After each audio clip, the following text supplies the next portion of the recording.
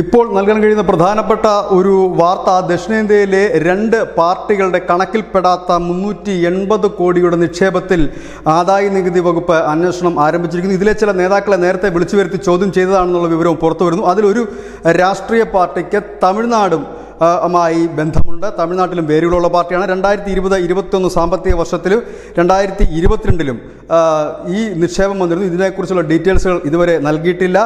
ഒപ്പം തന്നെ ഈ നിക്ഷേപങ്ങൾ ഉപയോഗിച്ചുകൊണ്ട് പാർട്ടി ഓഫീസുകൾ പണിയാനും ഭൂമി വാങ്ങിക്കൂട്ടുവാനും ശ്രമിച്ചിരുന്നു എന്നുള്ള ഒരു തെളിവുകളും ഈ IT ഡിപ്പാർട്ട്മെൻറ്റിൻ്റെ പക്കലുണ്ട്. തമിഴ്നാട്ടിലും ആന്ധ്രയിലുമൊക്കെ വേരുകളുള്ള രണ്ട് പാർട്ടികൾ തന്നെയാണ്. ഈ രണ്ട് പാർട്ടികളിലെ ഒരു പാർട്ടിയുടെ രണ്ട് നേതാക്കളാണ് ഈ മറ്റു പാർട്ടികളിൽ നിന്നുള്ള പണം കൂടി സ്വരൂപിച്ച് നിക്ഷേപം നടത്തിയിരിക്കുന്നതാണ്. ഏതായാലും ഈ കള്ളപ്പണം ഇടപാടുമായി ED നടത്തുന്ന സമാന്തരമായ അന്വേഷണങ്ങളുടെ ഭാഗമായിട്ട് വിവിധ ഡിപ്പാർട്ട്മെൻറ്റുകൾ, ആദായനികുതി വകുപ്പുണ്ട്, മറ്റ് ഡിപ്പാർട്ട്മെൻറ്റുകളെല്ലാം തന്നെ അന്വേഷണം കഴിഞ്ഞ ദിവസമാണ് CPM-ൻ്റെ 5ഓളം അക്കൗണ്ടുകളിൽ ഇതുപോലെയുള്ള നിക്ഷേപങ്ങൾ കണ്ടെത്തിയിരുന്നത്. ഇപ്പോൾ അത് 17 ബാങ്കുകളിലേക്ക് കൂടി അല്ലെങ്കിൽ 17 അക്കൗണ്ടുകളിലേക്ക് കൂടി നീങ്ങുമ്പോൾ പ്രധാനപ്പെട്ട രണ്ട് പാർട്ടികൾ എന്നാണ് പറയുന്നത്. ഏതൊക്കെ പാർട്ടിയാണ് എന്ന് ED വൃത്തങ്ങൾ ഇതുവരെ വെളിപ്പെടുത്തിയിട്ടില്ല. പ്രധാനപ്പെട്ട രണ്ട് ദക്ഷിണേന്ത്യയിലെ പാർട്ടി, അതിലൊരു പാർട്ടിക്ക് തമിഴ്നാട്ടിലും ആസ്ഥാനമുണ്ട്, അല്ലെങ്കിൽ തമിഴ്നാട്ടിലും അതിന് വേരുകൾ ഉള്ള പാർട്ടിയാണ്. മറ്റൊരു പാർട്ടി തമിഴ്നാട്ടിലും ആന്ധ്രയിലും വേരുകളുള്ള ഒരു പാർട്ടി കൂടിയാണ്. News desk news India Malayalam.